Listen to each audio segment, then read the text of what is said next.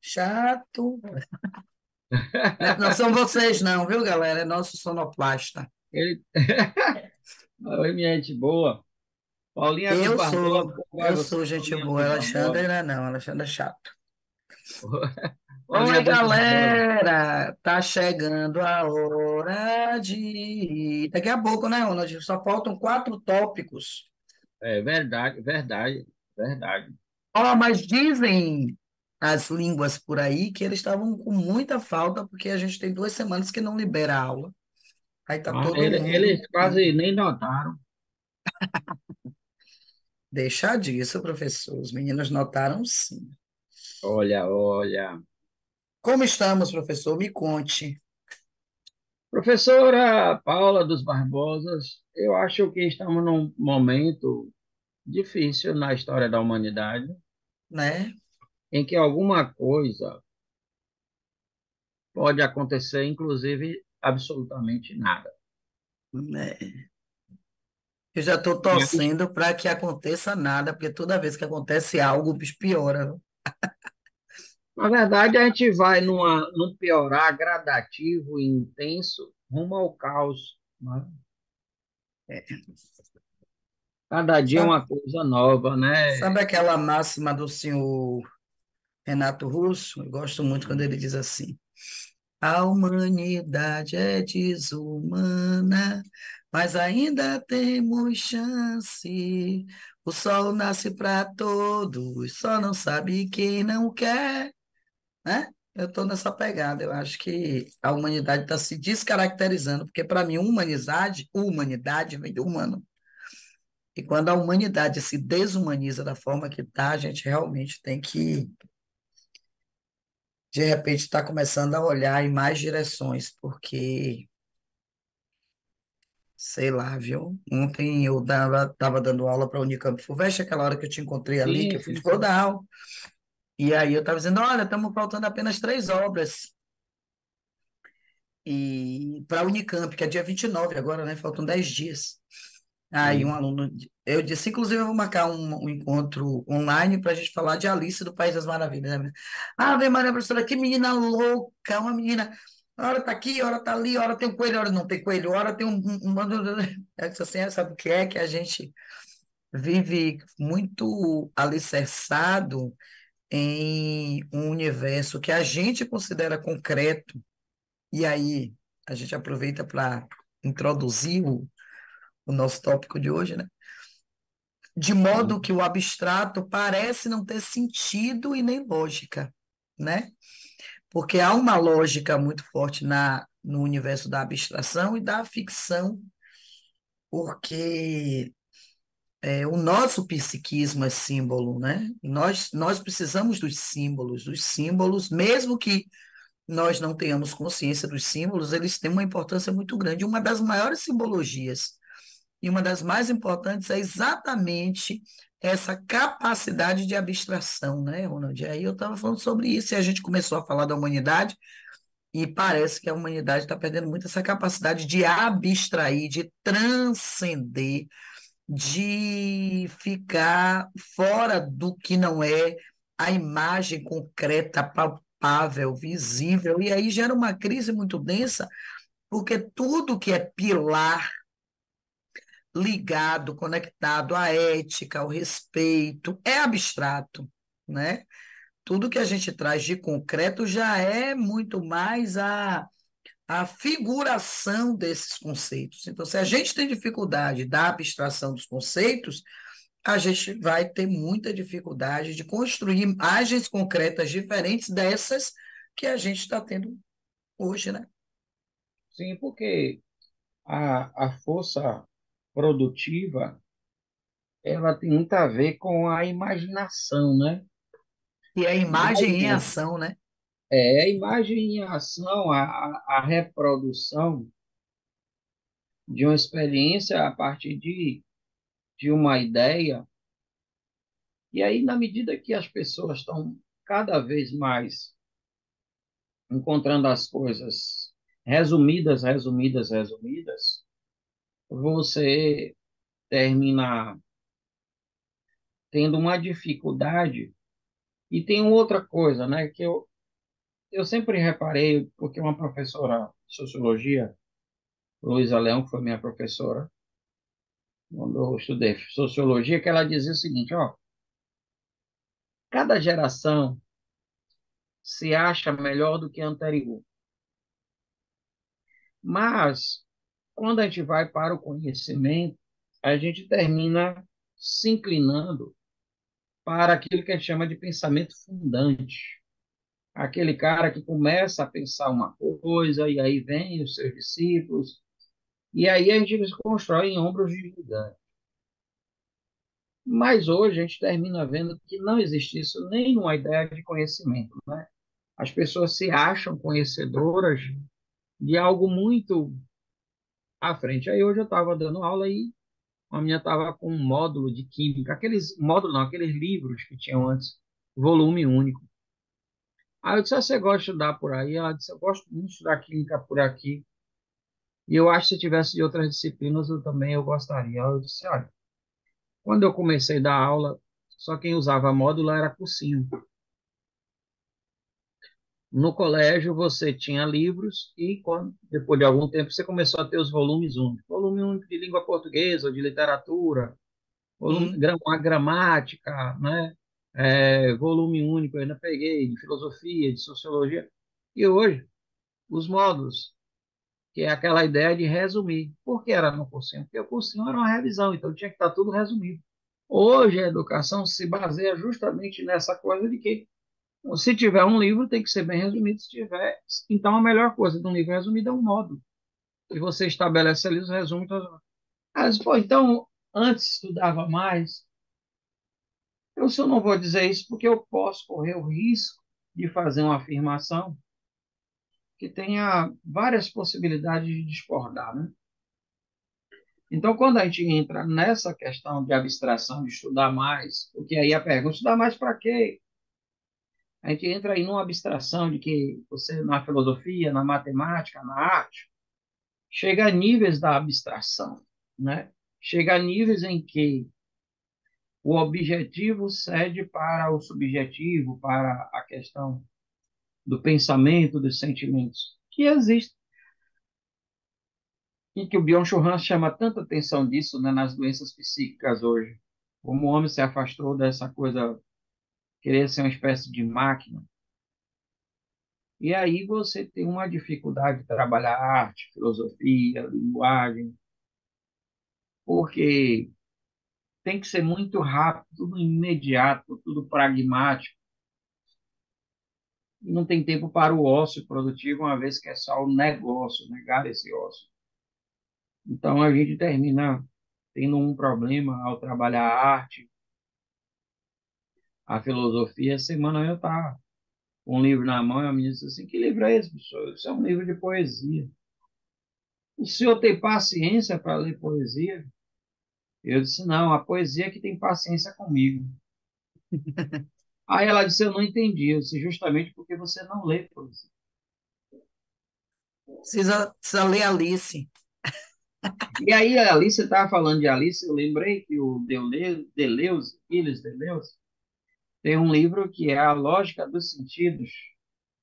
Ele fala de um monte de coisa de filosofia, mas ele começa o livro, boa parte do livro é dedicado justamente a Alice e ao autor de Alice, que era um lógico, um matemático, Sim.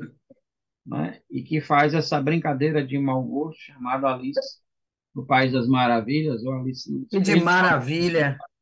ali é você perder a ideia de que você está querendo esperando alguma coisa. O menino hoje me perguntou, professor, como é que eu faço para ler os clássicos? Isso é uma pergunta difícil, depende do que é que você quer. Eu quero ler Crime e Castigo. Não aconselho você começar, mas se você começar, você vai ler como se você estivesse assistindo um seriado. Cada dia você vai se dedicar a um capítulo. Se dedicar, você vai ler, você vai voltar. Mas só passe para o segundo capítulo depois que você tiver Poxa, ele completado. já começar com Dostoiévski. É, Não adianta isso a ele. Primeiro, você tem que começar com gente pobre. Já leu alguma coisa de Machado de Assis? Não. O, a É Luísa aí que eu valorizo muito a Unicamp e a FUVEST, sabe? A lista realmente é sensacional. Semana passada eu dei uma aula virtual, né? E eu fiz a escolha de juntar na mesma aula o achamento, a carta, com Conceição Evaristo, Uhum. que, poxa, quando você junta, você percebe que a história se repete o tempo inteiro, né? E quem continua contando a história é o dominador, mas com uma, um pequeno farolzinho aí, né? Porque a gente já tem um lugar de fala também para outras pessoas, como Conceição Evaristo. E é muito legal esse encontro que eles proporcionam, né?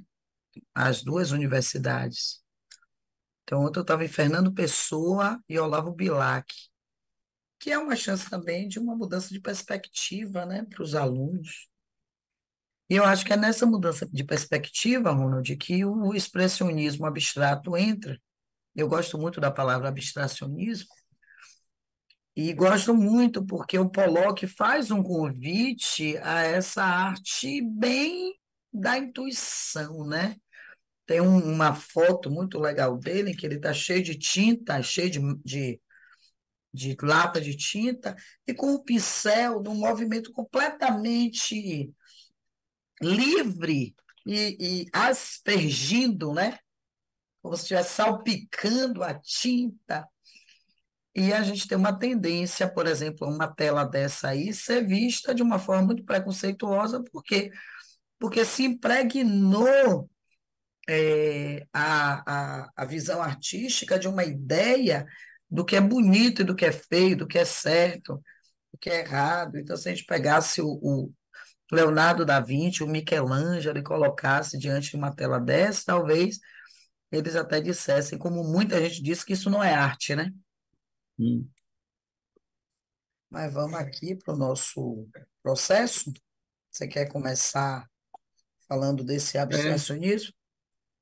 veja, o movimento abstracionismo ele traz questões bem interessantes para as discussões que a gente vai ter num período aí que a gente tem de pós-guerra, né? Então, você termina a guerra em 1945, acho que é até a data que você tem grandes obras. É uma sociedade em desalento, né? É, tem uma série que eu assisti esses dias que eu esqueço o nome da série, mas ela retrata uma família de aristocratas ingleses e vai ali mostrando toda a questão das pessoas que trabalham na casa, assim como a família, e aí mostrando antes da Primeira Guerra Mundial, a Primeira Guerra Mundial e depois da guerra. Eu estou ainda entre guerras, né? Mas mostra o efeito dessa guerra na sociedade. E é interessante que pouca gente fala do depois da guerra. Você fala da guerra e termina falando quando ela acabou. Mas o dia depois, dia da paz, cidades destruídas, né? Então sempre há um movimento pós-guerra que parece um pouco fora de uma estética padrão, né? Parece que retratar o real seria o absurdo das cidades devastadas, destruídas, das vítimas pelas ruas, ou tentar pensar uma espécie de loucura, porque tem uma coisa muito interessante. O homem, às vezes, se questiona o que é perder essa sanidade, né? O que é eu estar desajustado dos padrões? E aí, no expressionismo, expressionismo abstrato, você tem uma coisa de um estilo, a gente pode chamar assim, né? Que traz esse olhar. Ao mesmo tempo, eu acho lindo, sabe, Paulo? Eu acho lindo, porque tem uma coisa que eu assim como um quadro do Michelangelo, que eu vou olhar horas e horas e horas. Aí, mas você é doido. Ah, muito obrigado pelo elogio. Mas, quando eu olho um quadro desse, eu não me canso de olhar e a cada momento eu consigo ver coisas diferentes. Porque eu acho que eu consigo um pouco, não pelo comando dizer, ah, é abstrato, mas pelo que isso me provoca. E,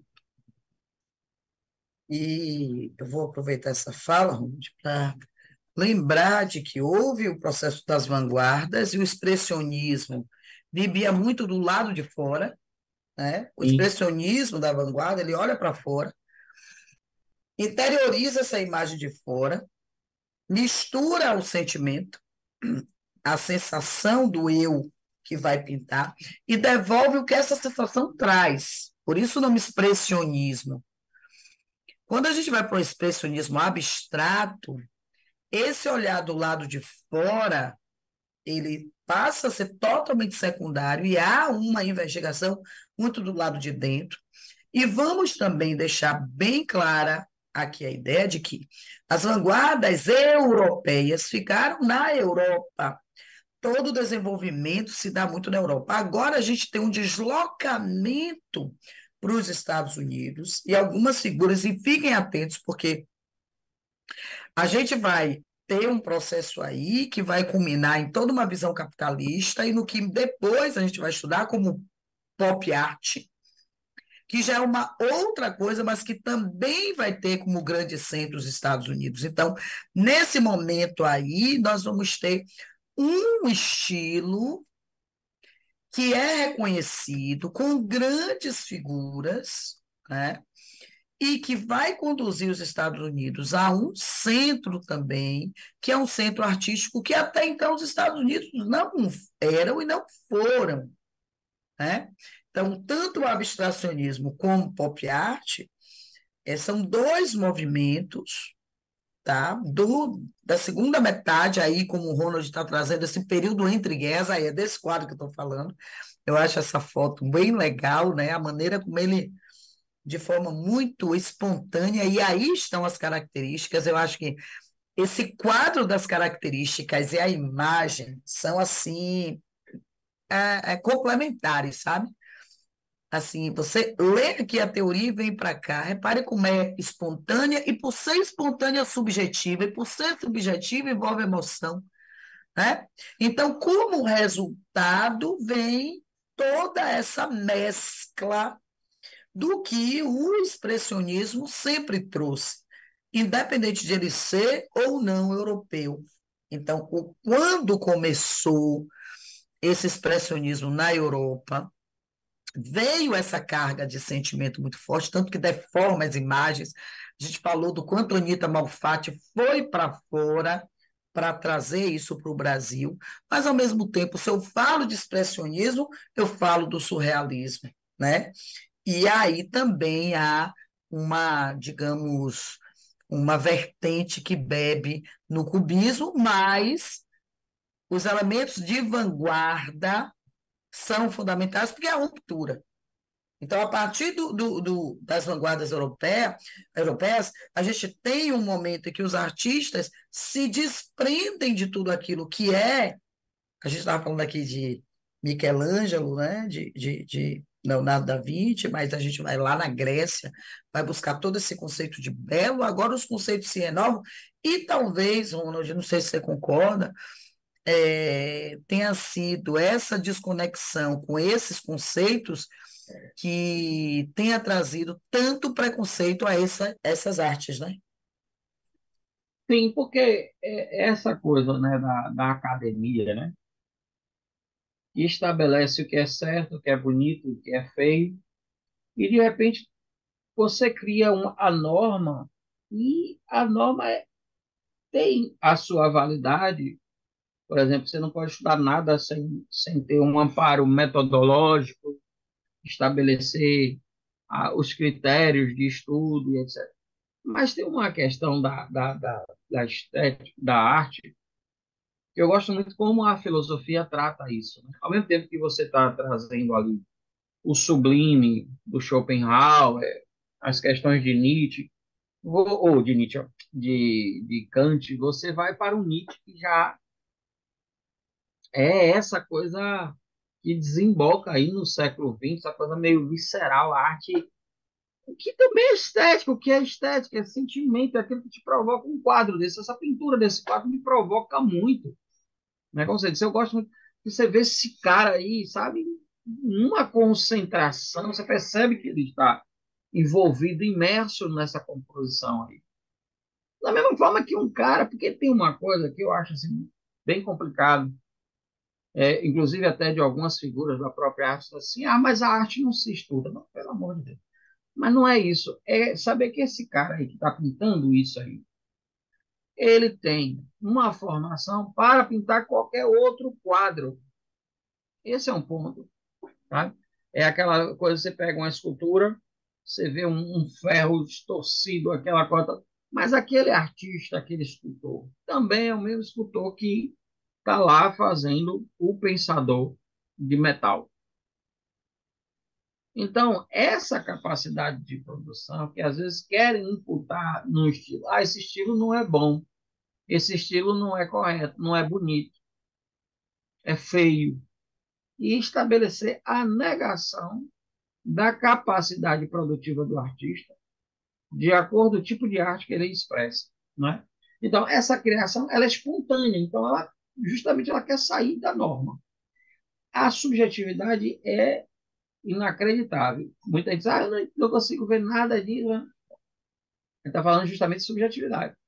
Se você quer olhar com um olhar objetivo, de procurar um quadro, se procurar uma casa, de procurar alguma coisa dessa maneira, não é uma experiência empírica, no sentido de que, eu estou ali retratando uma casa verde que eu vi. Eu li ali sobre a questão de Moisés, então eu vou esculpir Moisés, eu vou pintar Moisés com as tábuas da lei. Não é isso. Sabe? É essa mistura, né? E ao mesmo tempo essa coisa da vanguarda que eu acho muito interessante, né? De estar à frente. Hoje eu estava falando com os meninos justamente dessa ideia, né? E falando dessa série que eu estou gostando, que os caras falam lá em 1912, os caras estão falando mal de Stuart Mill, os caras estão falando mal de Thomas Paine, os caras estão falando mal dos iluministas, porque os caras estavam lá provocando, e os liberais, né, do século XIX, porque Stuart Mill escreve o primeiro livro sobre a liberdade e a vontade da mulher e fala da questão dos direitos. Então os caras estão lá dizendo que os caras absurdos, esses caras são para frente demais, eles querem levar o mundo ao colapso, né? E os caras estavam defendendo democracia. Então eles eram a vanguarda do momento. E hoje você estabelecer tudo aquilo que é liberalismo, tem no sentido político e econômico, como algo conservador, era justamente o contrário. O próprio nome, né, liberal, vem de liberdade, vem de à frente. Então, assim, se você não estuda o que foi aquele movimento no momento histórico, você não vai entender o que ele provocou. E esses caras estão à frente do seu tempo, porque o que eu acho mais legal, sabe, Paulinha, é essa coisa espontânea que tem emoção, mas ao mesmo tempo tem uma ousadia.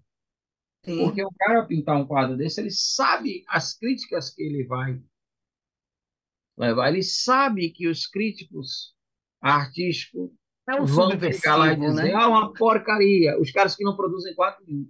Tem uns críticos que são assim, né? É um subversivo, é um corajoso, né? Se pelo menos falasse que é um corajoso, seria até bonito, mas assim, não, é um cara sem noção. É um cara que É, vai levar o mundo ao precipício, vai acabar com a arte, com essa maluquice aí. o que vai ser da arte, meu Deus? Agora, aí fala assim, agora qualquer um pinta qualquer coisa. É. Eu lembro que eu assisti a um filme que o cara dizia assim: essa mulher quer ser uma advogada, daqui a pouco quer até ser tratada como ser humano. É. No É, filme fala assim, se as mulheres querem participar da discussão política, daqui a pouco elas querem até votar. Aí chega um momento que ele fala do voto da mulher que tem uma filha de um conde que defende o voto das mulheres, né? Aí o cara diz assim, daqui a pouco elas querem ser até eleitas.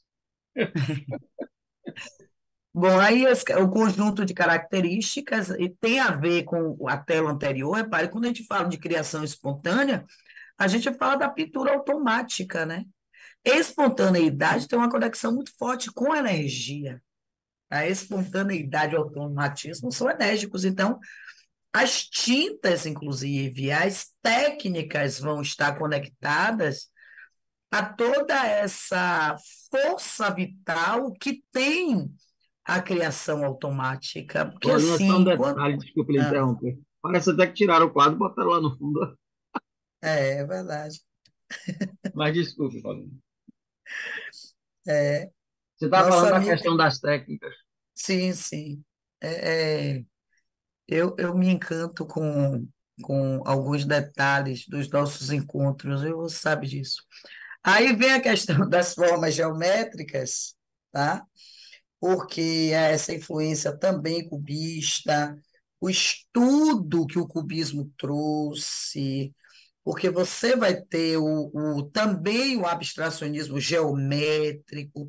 Então, eu vou retomar uma fala sua, Ronald, para acrescentar que essa visão preconceituosa, ela é muito alicerçada na falta de conhecimento de quem olha esse tipo de arte e acha que o artista não conhece, tá? Sim, Pare que para uma pessoa considerar que a técnica é tão importante quanto a obra, é porque ela conhece a técnica.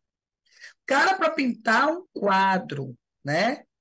E trazer, por exemplo, a visão junguiana, a visão freudiana, ele não é só artista, ele é um estudioso de Jung, do inconsciente coletivo, do subconsciente, da tripartição que a psicanálise freudiana traz, de estudos que são muito ousados. Olha, todo cientista é ousado, mas há cientistas que são muito mais ousados.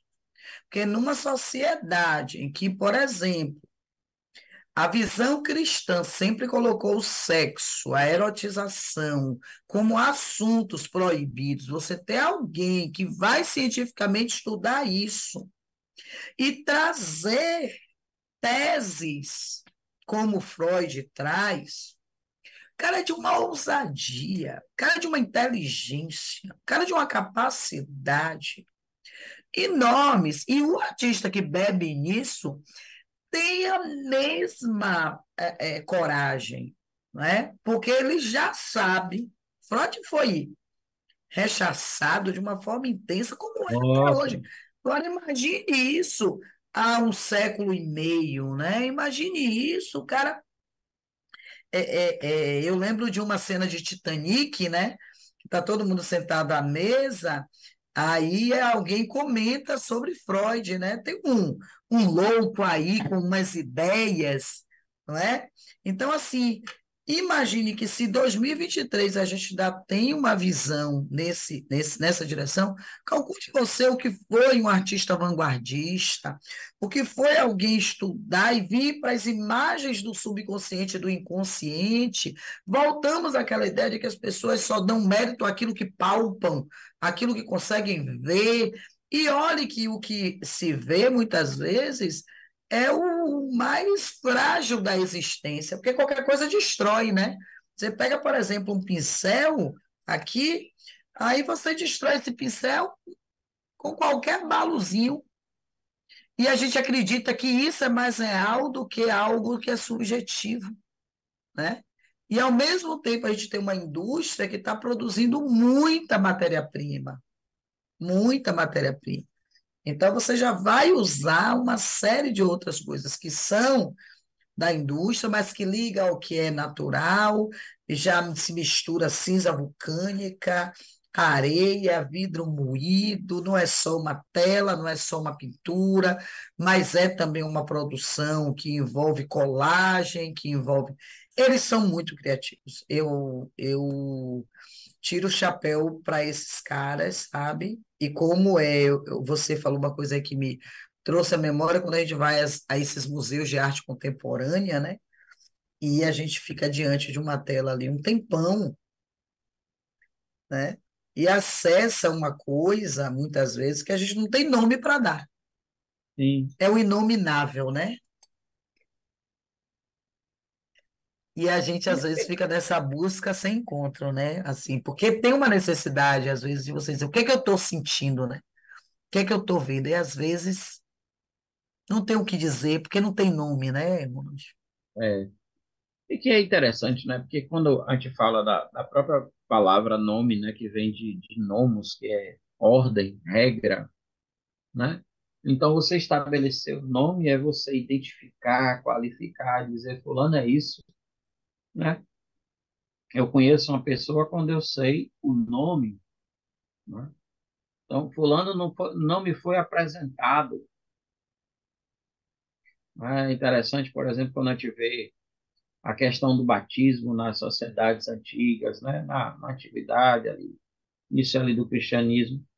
Quando alguém era batizado, alguém era apresentado à comunidade.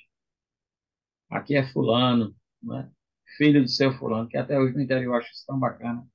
É Vinícius, filho de Paula, né? É Vinícius de Paula, para dizer que não é qualquer Vinícius, é Vinícius que é filho É, de Paula. E Paulo é alguém que a comunidade conhece. que é uma coisa que, inclusive, incomoda muito, né? Quer dizer Uhum. assim, você viu, aquele é o filho de Paulo, e não tem o nome. Que foi É, sempre uma preocupação minha. Você, por exemplo, está dizendo, é Vinícius, filho de Paulo, e não é o filho de Paulo, que já é é, um passo, porque eu fiz questão de dar nome a ele, sim. né? E ele tem nome. Repare que todo mundo fala, cadê Vini? Não é Cadê assim, Vini? como está seu filho, Cadê Vini? né? Então, assim, é uma preocupação, porque isso é sua identidade, né, velho? É sua identidade, é Ronaldo, não é? Ah, ali é meu professor de filosofia, é diferente de é Ronaldo. Meu, Uhum. porque o professor de filosofia é um qualificador de Ronaldo, mas não substitui Ronaldo. É. Porque Ronaldo não é só, né? Quando E você me ser chama de professor de prof... filosofia é o que eu faço, né? Sim, não é você. É. Tanto que quando você sair desse lugar, você vai ter muitos outros lugares a ser ocupados. Eu estou falando profissionalmente. Sim. E quando você sai dali, você não é o professor de filosofia, né? Então, assim, às vezes esse dar o nome é de uma limitação enorme. Vá lá, jogue duro aí, vá. Bom, você tem aí os pintores, escultores, e é interessante porque a gente falou de muita obra, né, francesa, alemã, de modo geral, obras que eram do antigo continente, né, do velho mundo, né, mais chamado a Europa. E você agora tem um expressionismo que vem dos Estados Unidos. E que é um período, Paula, que é muito interessante, porque pós-guerra para os Estados Unidos é quase que um dos grandes vencedores dessa guerra como um todo, né? Eles começam a estabelecer um modo de vida americano que não é bem abstrato nem expressionista, né? É um modo pautado dentro de uma sociedade patriarcal, uma sociedade que tem características cristãs, uma sociedade que tem uma característica muito patriota, ou seja, a ideia de arte seria algo muito clássico, né? No sentido que a gente chama de arte clássica. Você vê, por exemplo, em vários filmes norte-americanos, você vê algumas casas com as cores, né, das paredes, são aquelas cores clássicas, e a porta, né, toda pintada de branco, com aquela maçaneta dourada, né, com aquele cuidado de reproduzir uma casa, né, daquele estilo da casa branca, casa clássica. Então, as famílias classe média, né, já começam a ter um estilo que é diferente dessa coisa expressionista, que é diferente dessa subjetividade, né? Então, assim, vários autores desse momento, eles estão, porque parece que quando a gente fala assim, a Royal Academia, parece que era uma coisa assim que estava dentro de um padrão, estava dentro de uma norma, e não é bem assim que a coisa se estabelece, né? Então, o abstracionismo, ele ser norte-americano, mas não, é diferente de você dizer, é isso não, porque quando termina a Segunda Guerra Mundial, a gente não pode esquecer disso. Sempre são, vocês estudam isso em história, mas vocês esquecem. E na hora que vocês esquecem, isso é uma falta tão grande para a filosofia. Isso é uma falta tão grande para a gente entender os movimentos de contracultura, né? Porque vocês esquecem que o pós-guerra ele traz esse impacto de uma sociedade que foi devastada, de uma sociedade de muitas mortes, de uma sociedade de muito sofrimento, porque tem pessoas que não morrem, mas e isso apresenta, por exemplo, nessa série que estou assistindo, que quando está na guerra lá, você vê vários homens indo para a guerra e alguns voltam sem pernas, sem braços, cegos, queimados, né? Tem uma cena que é Com muito chocante. profundos transtornos pós-traumáticos. Aí mostra isso também, um cara vai trabalhar na casa, ele era um garçom, ele não consegue servir mais ninguém, né? Tem uma hora mesmo que estão os oficiais lá, quando ele vai servir aqueles oficiais, ele entra num pânico terrível, dizendo, eles vão me levar de novo para a guerra, eu não quero ir para a Surta, guerra. né? Né? Surta. Surta, ele surta, tem que amarrar o cara. Aí você diz assim, é isso que essa arte vem trazer também, né? Esse momento de você, peraí, porque tem muita gente que olha para essa arte assim, o cara quis causar, ou como tá na moda agora, e lacrar. Não é É. bem isso, não. Hoje teve até um lance que eu mostrei para os alunos, e aí o menino disse assim: Isso é bizarro. Eu falei: Oxe, não, isso é maravilhoso. Não, professora, bizarro é uma coisa boa. Eu falei: Gente, vocês estão com outro dicionário, viu? Eles agora têm isso assim, É, uma estão coisa ressignificando sinistra, umas uma coisas, coisa nada a ver. sinistra. Pô, uma coisa sinistra é bem estranho, filho. É. Bom, um grande nome é o Pollock, tá, gente? Inclusive, quando vocês forem fazer Enem daqui a algum tempo, né? Vocês daqui a pouco são o segundo, daqui a pouco o terceiro, né? Agora o primeiro, mas daqui a pouco já é o segundo, porque só falta um mês de aula. O Pollock é o grande É, nome. Pollock, inclusive, já veio ao Brasil várias vezes, mas estão aí. Não esqueçam de que também os Estados Unidos foram um grande centro, né? Então, você está aí, ó. Você tem o Adolfo, você tem lá em cima o Gorky, ou Gorkai, não sei pronunciar, deu um não agora aqui, qual é? Eu porque perdi aqui. o O primeiro lá Márcio, é Gorkai ou Gorky? lá em cima, É, Gork. o primeiro, Gorky. Pronto. É, Ele é tá vendo? armênio, tá? Se eu tenho É dificuldade de russo, eu lembrei por pronunciar. causa do Maximo Gorky, o escritor russo. Ah, tá. Se eu tenho dificuldade de pronunciar nomes norte-americanos, imagine armênio, né? Aí Imagine é russo, dureza. olha que É. Repare que o Pollock, inclusive, né, tem obras espalhadas pelo mundo, viu, gente? É um cara, assim, que tem muita coisa e que deixou aí uma escola, tá? Para quem fosse para o expressionismo ou para o abstracionismo. É a mesma coisa, viu, gente? Tem livro que vai trazer abstracionismo e tem livro que vai trazer expressionismo abstrato, tá? Eu prefiro, por que que eu prefiro abstracionismo? Porque toda vez que a gente fala de expressionismo, há uma tendência do aluno a se voltar para as vanguardas europeias e para o movimento expressionista lá do início do século XX, certo? Aí já é um outro processo, né? E a gente tem umas imagens aí bastante abstratas, né? Aí a Krasner, a, a, a figura está aí na parte superior direita, e assim, eu aproveito para dizer uma coisa que eu digo aos alunos de terceiro ano: não tentem enxergar nada concreto, porque senão vocês estão descaracterizando o movimento abstracionista. Tá? Não queira dar uma forma, ali parece uma janela, ali parece uma porta. Na verdade, é um movimento que quer lidar com a sensação.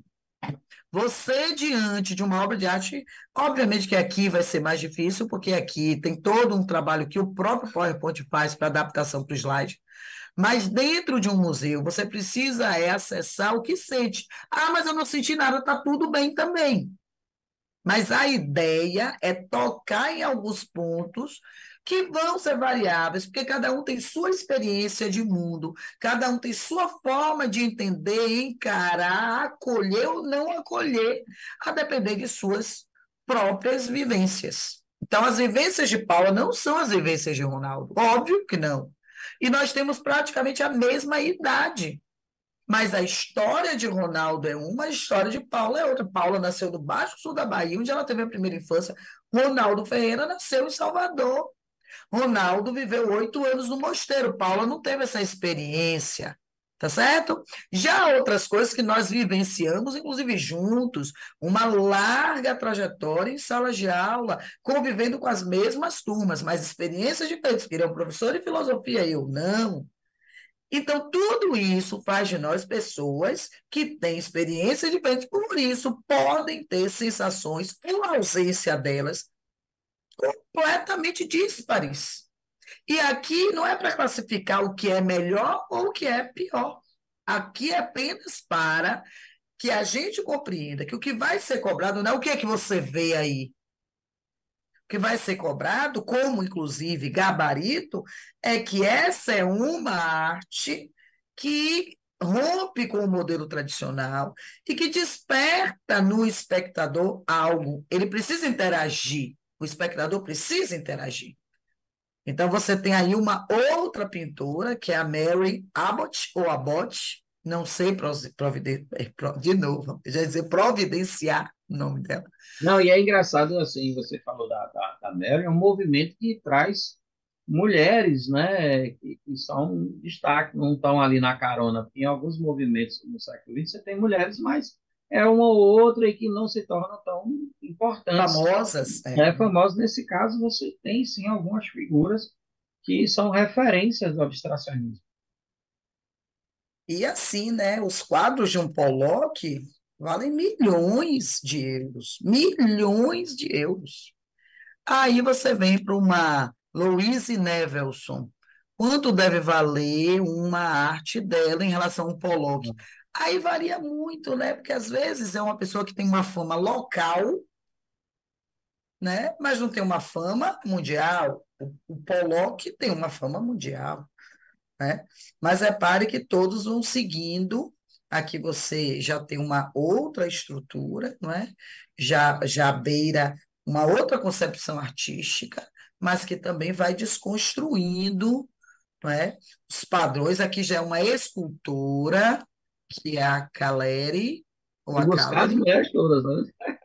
É bem feminista a sua aula, tá? Eu gosto muito dessas esculturas, como essa do canto Sim. superior direito. Acho que elas, inclusive, me lembra aquele quadro, deu um branco agora, do Fauvismo, né? Um dos mais famosos, que é a dança, né? E, só que em escultura, Sim. né?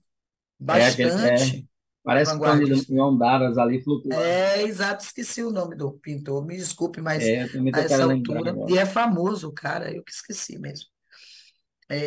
Acho que é o Miró, é o Miró, Miró, Miró é o mesmo. Miró. E aí no Brasil teve, né, aí um grande abstracionista brasileiro, a abstracionista, é a Anitta, mas você tem o Lazar Segal, que não é brasileiro, aí é expressionismo no Brasil, ele é da Lituânia, certo? Aí você tem a Anitta Malfatti, o Cândido Portinari, como abstracionistas. Agora, no abstracionismo abstrato, você tem Manabu, Tomás Ianelli, Yolanda Morawi, mas olhe, nas provas de vestibular, já que a finalidade que termina desejando ser alcançada é essa, no Brasil você tem uma cobrança muito maior do expressionismo como vanguarda do que do expressionismo abstrato. É importante dizer isso, né? Já vai chegando perto, tem algumas obras de Portinari, obras de Anita Malfatti, que já chegam bem perto desse abstracionismo, mas que você consegue detectar figuras bem concretas, né? Então, se o expressionismo está conectado a imagens mais concretas, a gente não pode chamar de expressionismo abstrato, tá? Alguma coisa, professor? Não, não, não. Não, não, não, não. Aí a gente entra aqui também, os artistas brasileiros da arte Enquanto olham a tela expressionista. do Iberê Camargo aí, pô. Menina, ó. Aí, ó. Eu acho que quando a gente coloca, por exemplo, uma Anitta Malfatti aqui do lado, né? A gente percebe uma diferença entre esse expressionista vanguardista e esse abstracionismo abstrato, o expressionismo abstrato, porque você não consegue detectar figuras que se aproximem da realidade, porque o que que o expressionismo enquanto vanguarda faz? Ele deforma a partir de uma visão que é interiorizada, mas no mundo cá fora. Aí não. Aí é o mundo cá de dentro mesmo, né, Ronald? É o mundo Sim. cá de... É o que está dentro. Aí vem o Antônio Bandeira, que não tem nada a ver com o ator, viu, gente? Que é um Não, cearense.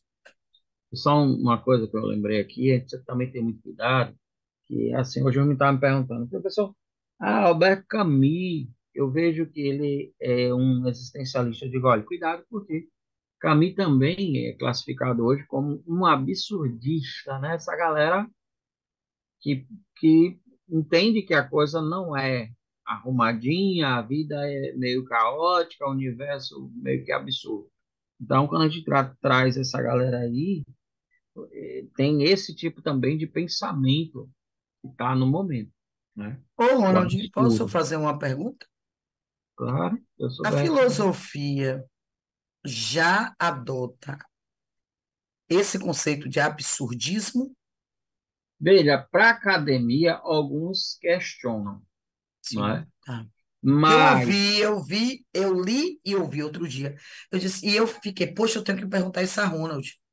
Só que a gente é, se encontra, fala de tanta coisa, e agora você falou, e como nada é por acaso, eu uhum, aproveitei, porque não é uma palavra das rodas de conversa. Eu nunca ouvi, mas li e agora eu ouvi você falando. Entendeu? Eu não encontrei uma equivalência no dicionário falando sobre isso. Por isso estou te perguntando, porque eu não tenho um dicionário específico de filosofia, entendeu? porque, veja, eu tenho até um aqui, mas a grande questão, Paulinha, é justamente essa. Alguns autores preferem falar só de existencialismo, né? Sim. Só como uma coisa do existencialismo.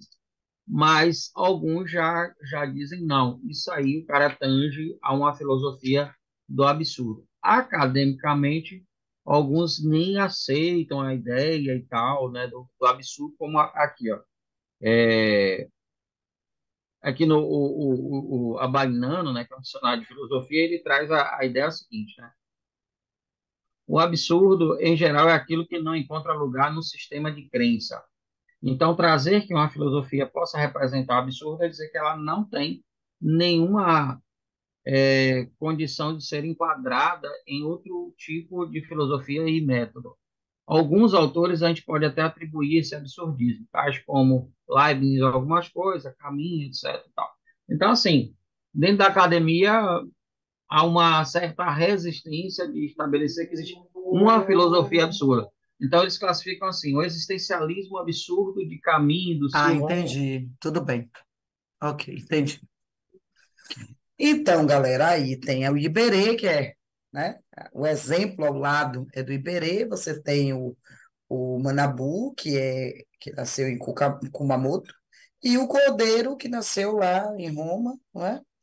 E produziu essa arte abstrata aqui no Brasil. Volto a dizer que é raro que a gente tenha essa cobrança de autor, de E, autor que eu estou dizendo é de produtor, né? Mas e sim de características. Da mesma forma, é muito raro, pela experiência que a gente tem em Enem, em provas daqui, que sejam generalizadas, que você tem uma cobrança específica do neodadaísmo.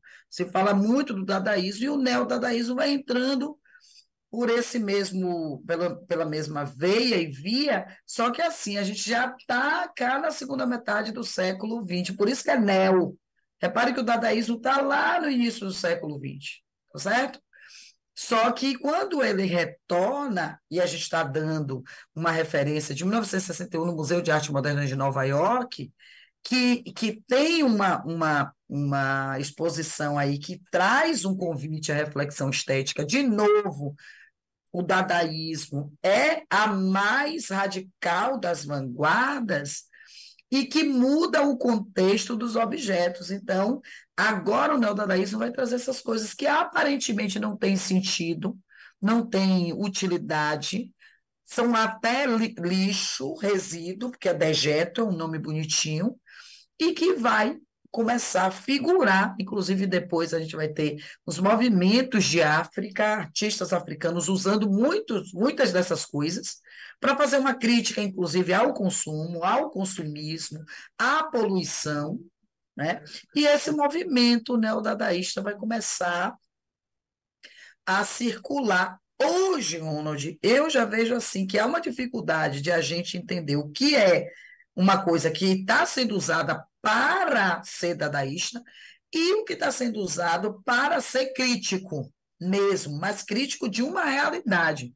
Porque às vezes o cara pega, por exemplo, dejeto, né? O cara pega lixo, o cara pega resíduo, faz uma montagem ali que aparentemente não tem sentido nenhum, mas é uma crítica. É uma crítica ao sistema, é uma crítica à poluição, é uma crítica à exploração. Então, eu não sei se, de novo, a gente não precisa se afastar um pouco desses conceitos prévios, né? Porque a gente tem aí, de novo, Deschamps, não é que foi um... Mas Deschamps ainda estava vivo nesse neodadaísmo, ele que é uma grande referência do dadaísmo, e, de novo, volta essa ideia da importância dada àquilo que se produz, e não esse conceito do trabalho, da produção do trabalho, mas olhe isso, o produto final. Não sei se você concorda com o que eu falei em relação a essa dificuldade que muitas vezes a gente tem hoje, 2023, dizer se aquilo é porque é dadaísta ou porque é o recurso que o artista encontrou para fazer uma crítica ao mundo caótico, inclusive, porque o mundo está dadaísta sem saber direito nem o que é dadaísmo. Não, é que você tem que é um negócio bem complicado você entender a dinâmica da estética, até como a dinâmica da moda, né? Essa coisa de que um movimento, ele tem um momento, depois parece que ele passa a ser demodé, ou seja, não tem um valor, e do nada ele volta a aparecer, né? Com outro nome, o é retrô, o vintage, o nome que queira dar, né? Mas está ali de novo. E aí você tem uma resistência, dependendo do momento, em caracterizar, principalmente essa coisa da lista pô, até o nome, né? A gente viu, e até o nome é complexo para você estabelecer. É um som, é o quê? É, Então, esse aceitar que não havia nenhuma, né? Esse negócio que a gente perguntou, do absurdo, né? Existência absurda, então, existencialismo absurdo. Veja, você percebe que até hoje a academia ela tem uma dificuldade para dizer que existe algo diferente. Ela tem uma dificuldade, por exemplo, a gente tem lá, a gente tem um autor, por incrível que pareça, eu acho isso bem estranho. Eu estudei um autor no existencialismo que se chama Gabriel Marcel.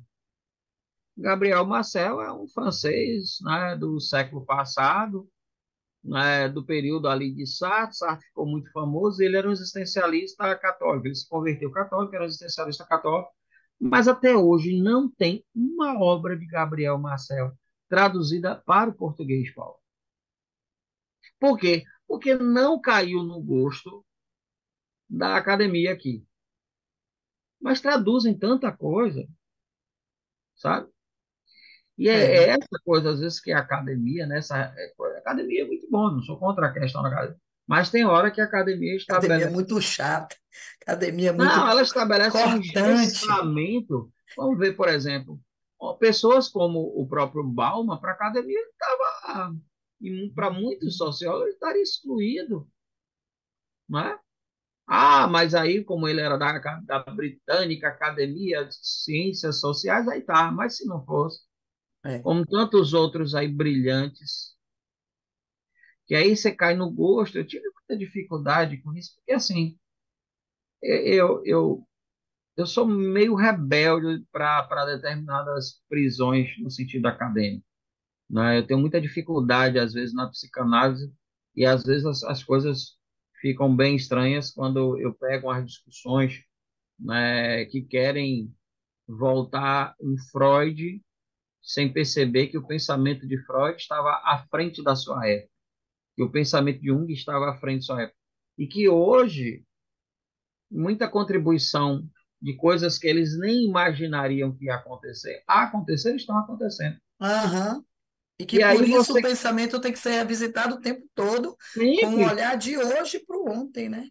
e aí você amarra isso numa questão epistemológica, de um viés positivista para estabelecer o que é certo e o que é É, errado. Por exemplo, se você pega autores existencialistas, você vai ver que muitos motivam, mesmo com toda a questão de angústia, a vida. Mas se você sim, pega um, um Albert Camus ou um Cioran, a filosofia deles vai tratar até de temas como suicídio. sim.